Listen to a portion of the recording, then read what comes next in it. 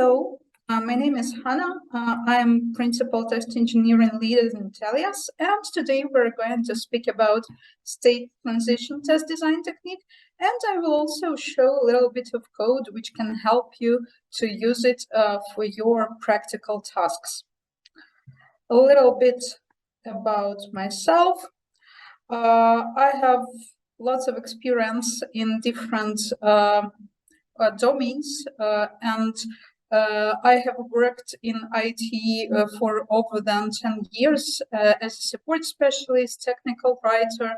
I spent some time developing databases, and I also worked as a business analyst. I am author of a number of articles, participated in a few conferences, and from experience perspective, I have worked with a significant number of different platforms, and currently my involvement is in embedded project, which is quite fun. And I have also been involved in lots of QA activities, meaning testing process audits and various assessments. You can find me on LinkedIn if you're interested. The presentation will be shared with you afterwards. There are a few other more useful links, I hope. And let's speak about state transition. First of all, let me explain that the probably common understanding of this technique is a little bit limited.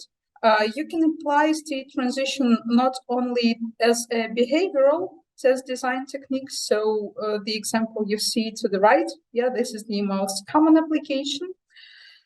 You can use it for state transition and transitions between some values of your program, some values of different parameters, and it just gives you a new perspective on things.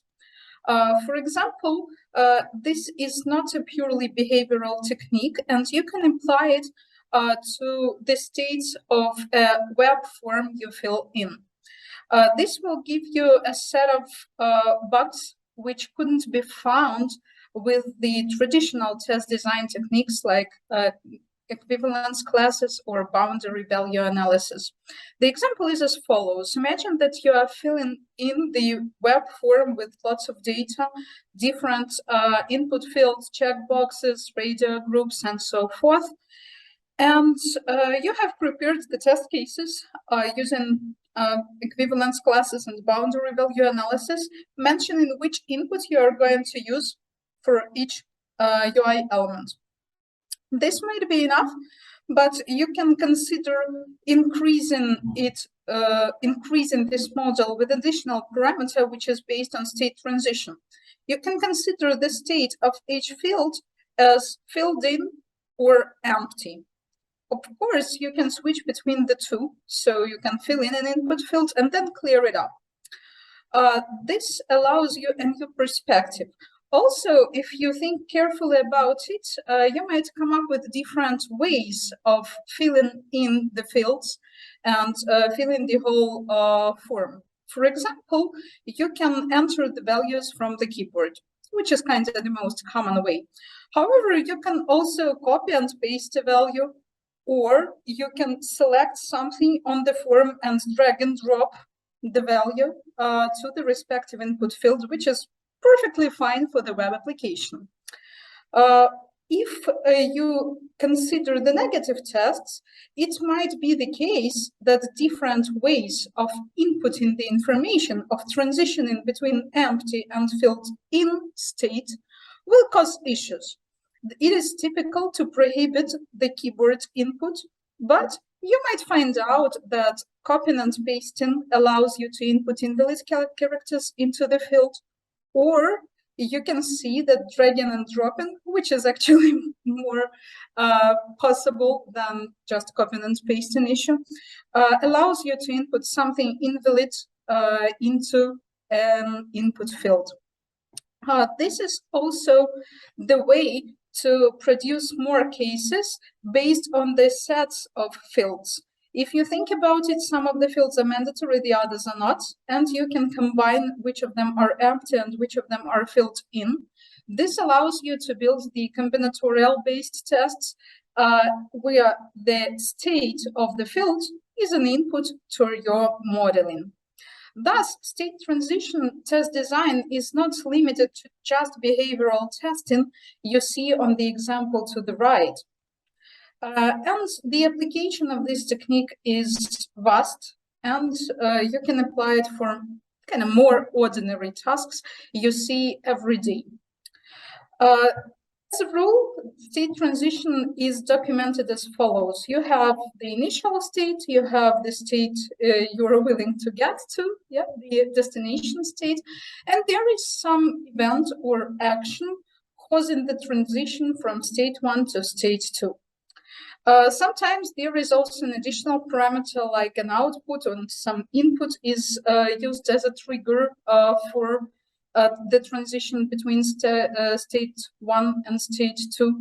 And note also that the triggers can be numerous, as in the example with input field, which is either empty or filled in. There are many ways to perform this input. Therefore, there can be more than one arrows here. There can be different arrows, and there can be different events or actions causing the transition from state 1 to state 2. There are different ways how we can store the state transition information. As a rule, it is represented as a graph, which you can see at the bottom of this page. The graph is a good visual representation, and here you can see that it is very clear which state is the start state, the initial one, and which state is the final one. However, this is not so useful from automation perspective, and it might not be that useful from the perspective of defining negative state transition tests, which are the reason and the root cause of many issues you might uncover in your application. Therefore, we might want to store this information in a different way.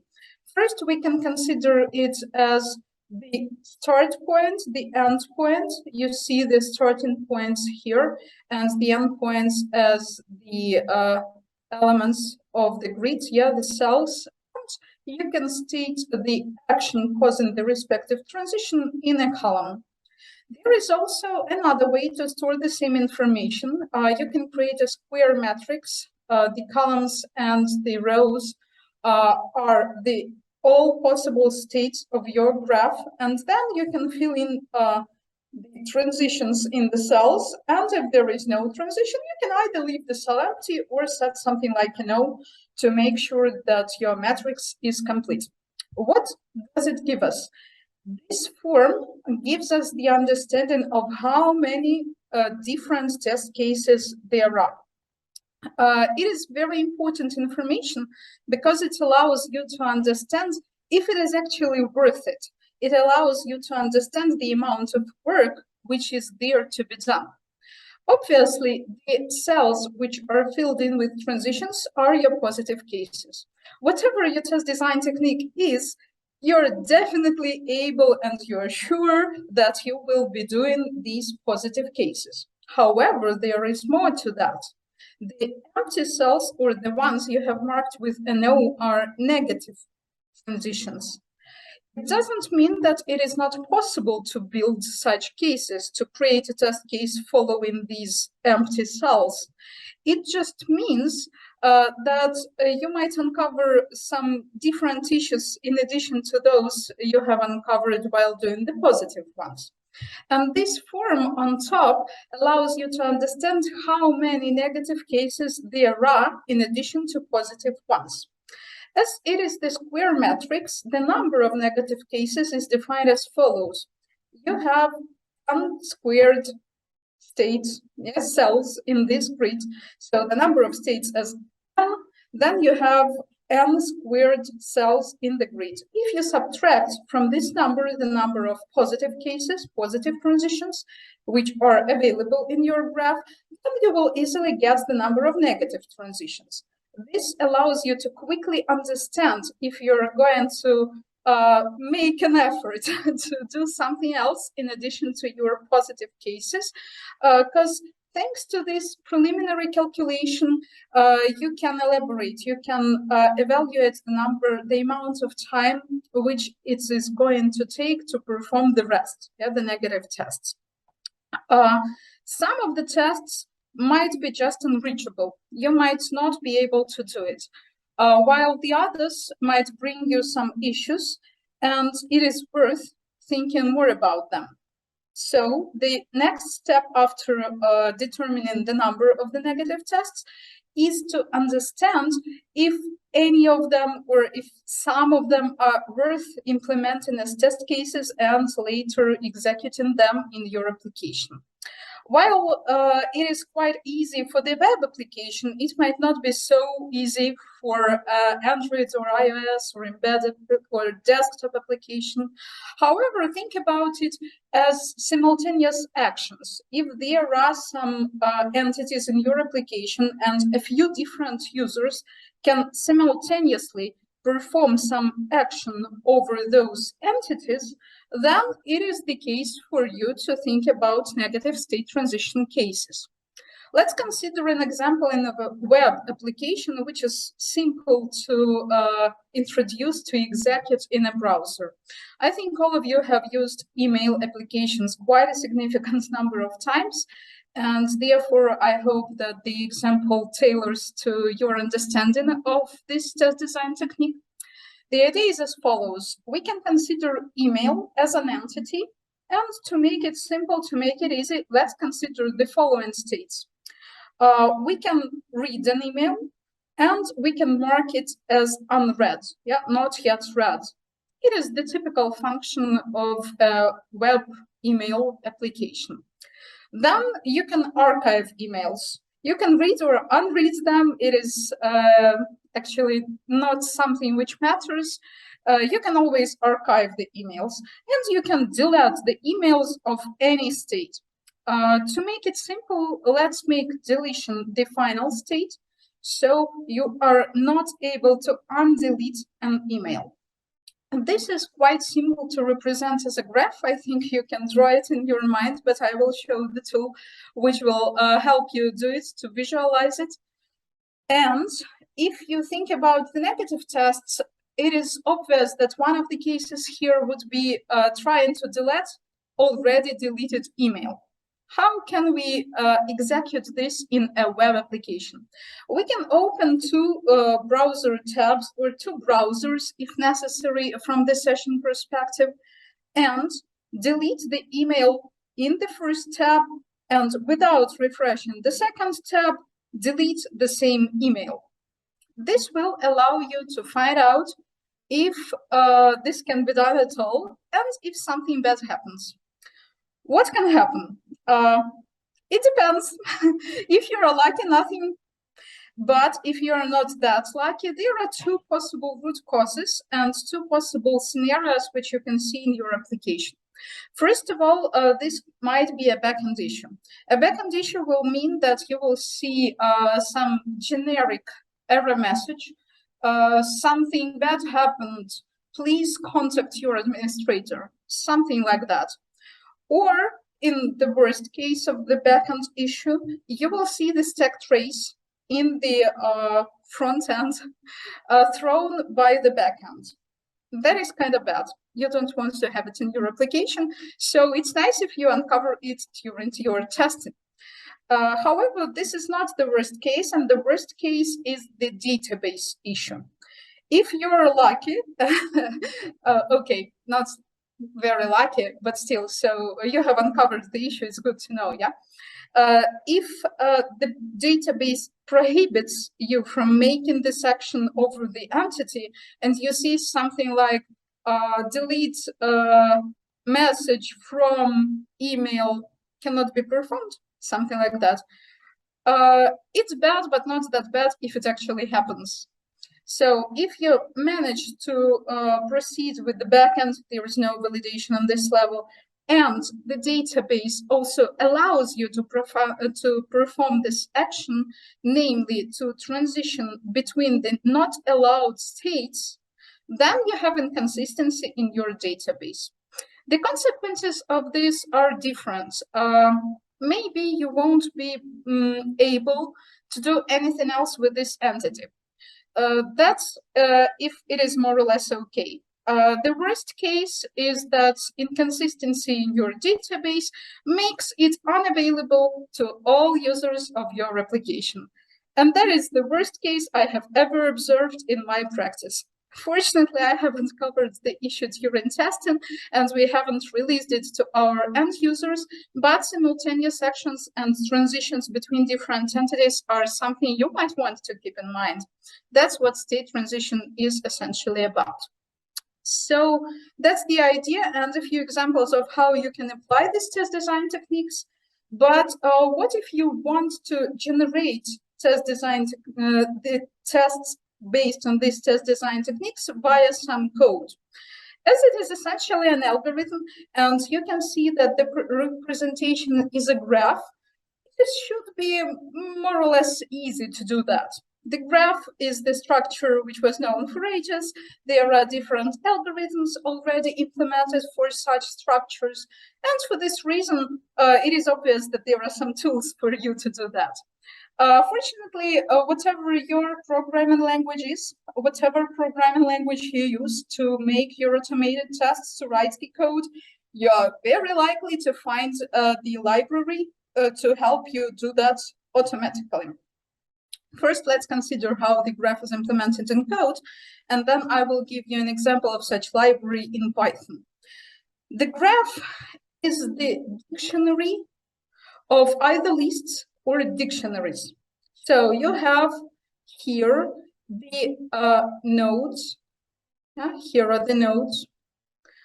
And the edges are represented as lists where the node is a key.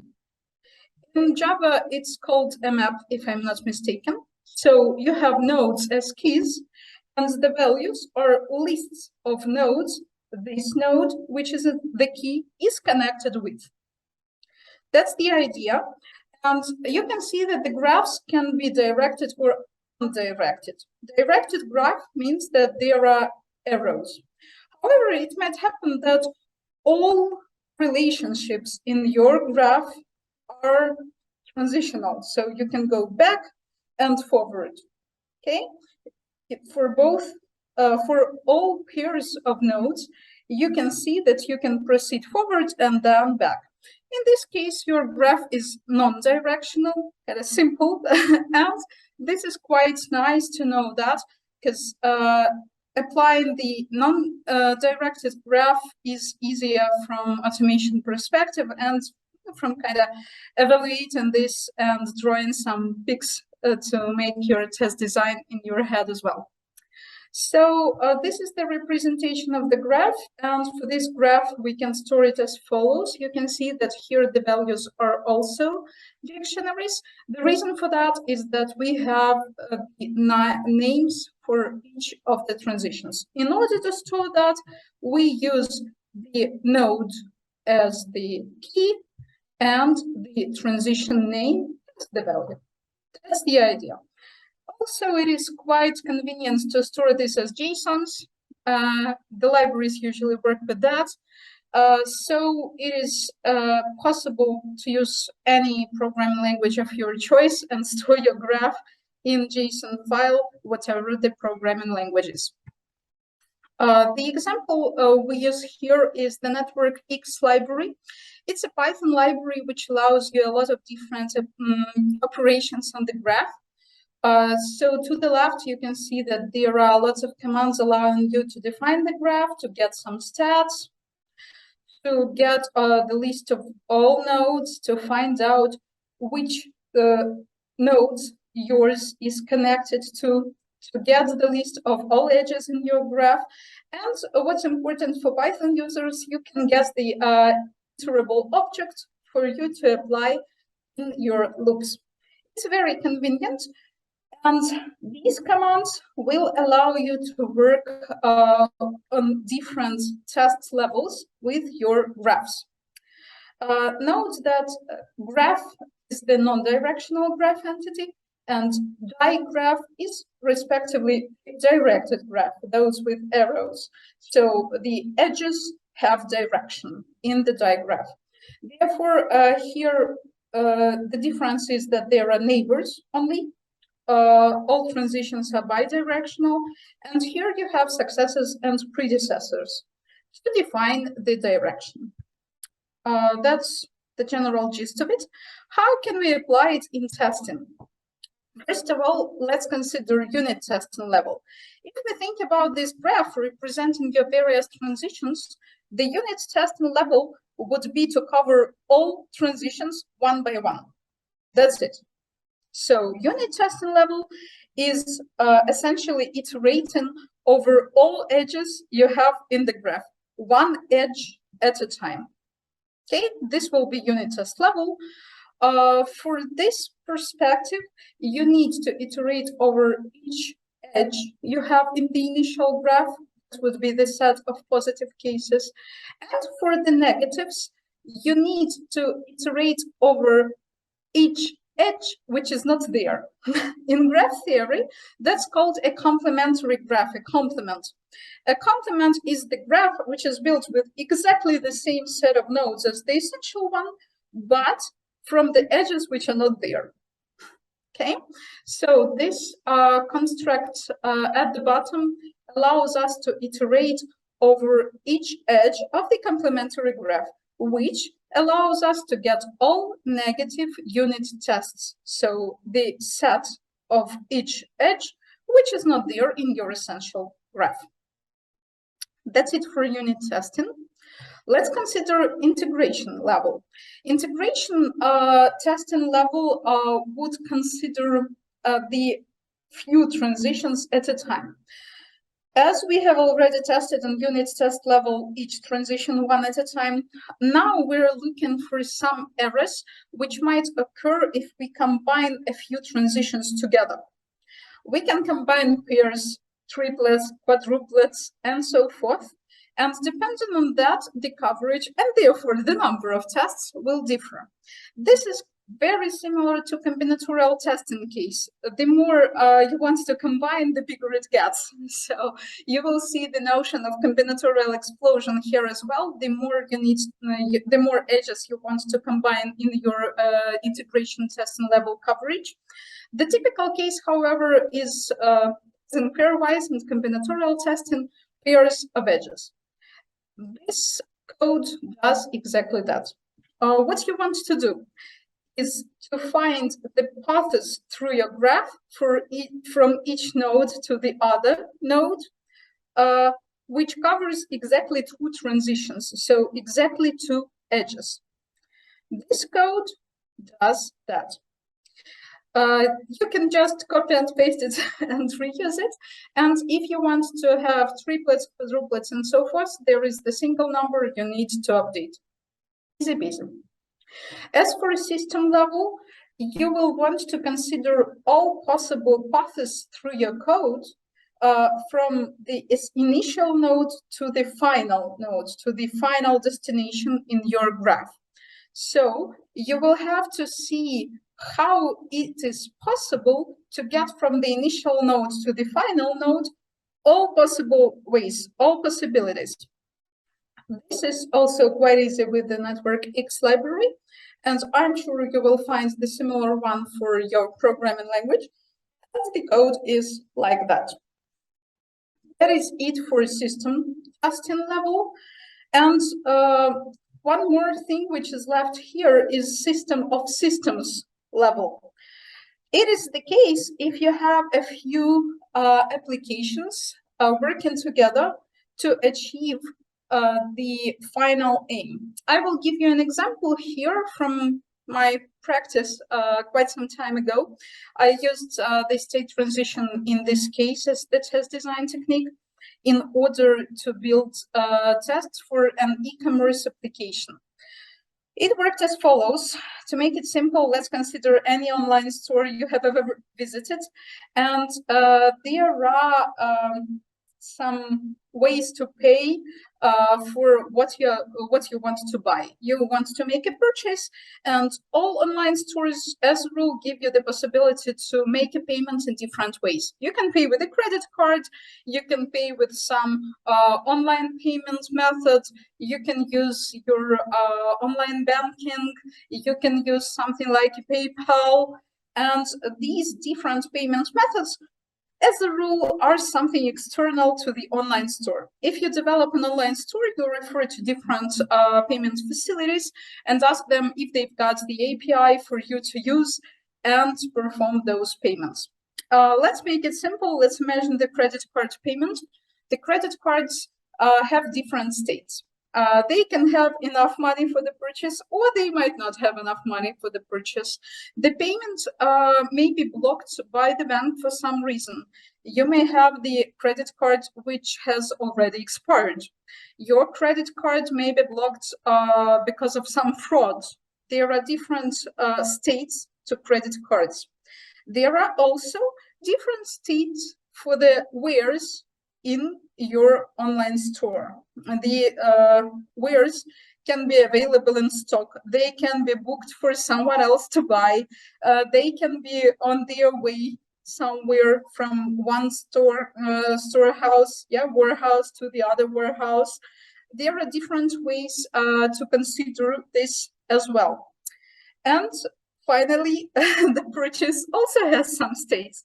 And you might want to combine all of these in order to define the end-to-end use case scenarios. So the user comes to your site, they gather some wares to their kind of online shopping cart, and then they want to make a purchase.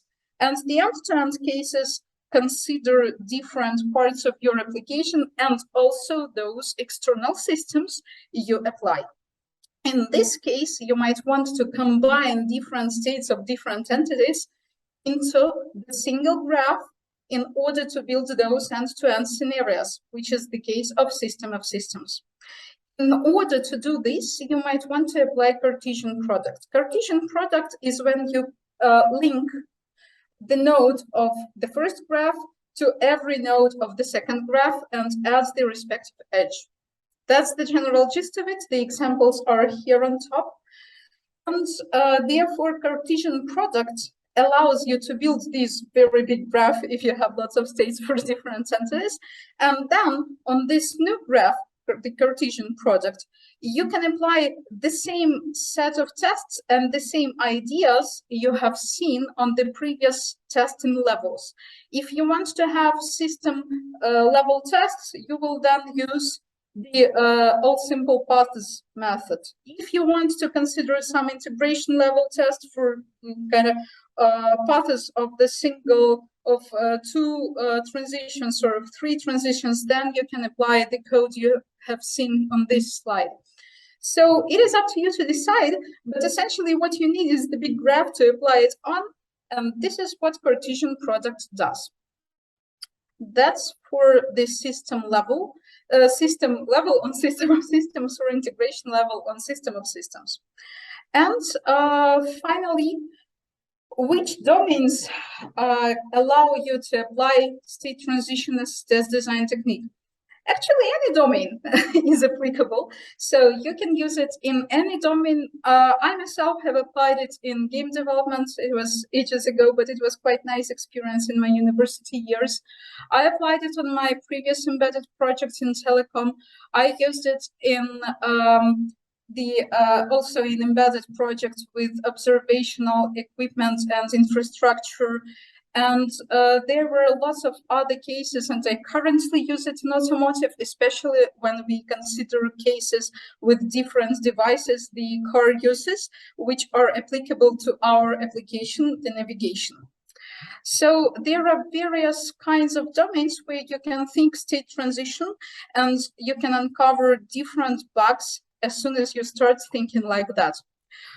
And I will I also want to show you another tool which will help you build the visuals if you want to. And if your graphs are simple enough, you can consider that tool, as it is simpler to use than writing some code with those more complicated but more flexible features. This tool allows you to build the graphs of your choice, store them as JSONs, and then you can either reuse them in your code, or the tool allows you to build the paths through that graph. I will show you this tool now, and I will build there the graph we have discussed previously, the email case. And this looks as follows. The tool is called Altwalker. I will give you the link on the last slide we have in our presentation, but I want to give you a quick demo here. So the editor allows you to build a graph. Let's name our model with something more meaningful. We'll name it email state. Now we click the vertex, the node, and we can change its name to email unread. Then we can double click the canvas, and another node appears, and we can call it email read. In order to define the edge, we can just like that, and we can change the name of the edge in order to mention the trigger, the event, or the user action, which allows us to move from this state to the following one. In our case, we need to read an email. Of course, I can define the backwards transition as well, and I will call it mark unread. As I've mentioned, we can archive emails. Email in any state can be archived. Sorry, I will call it archived, mail archived, to make it cleaner. And the action in both cases would be archive. Archive. And finally, email can be deleted. Email deleted. And we can delete an email in any state. Let's name the transitions accordingly.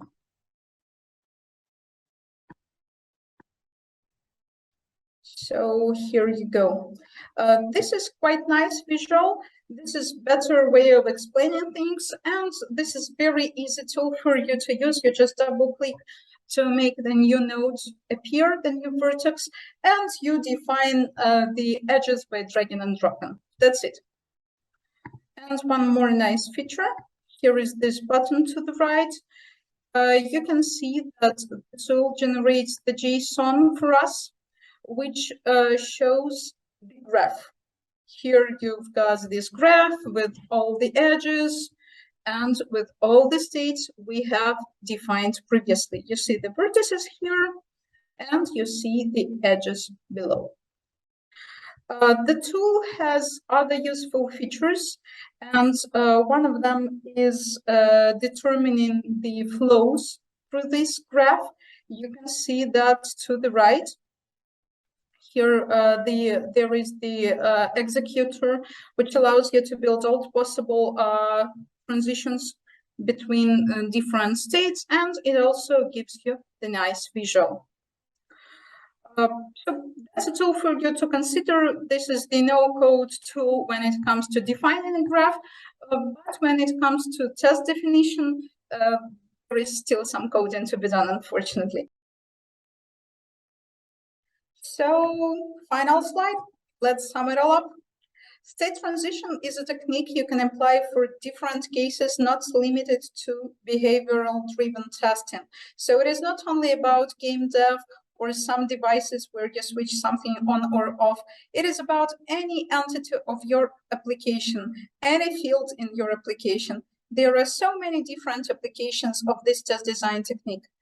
The good news is that you can determine how long it takes to make all of these tests to execute them in your program. In order to define the number of positive tests on the simplest level, you just need to count all the edges which there are in your graph.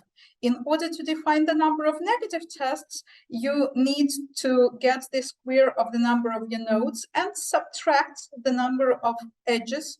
And this is the answer to the question, how many negative tests there are.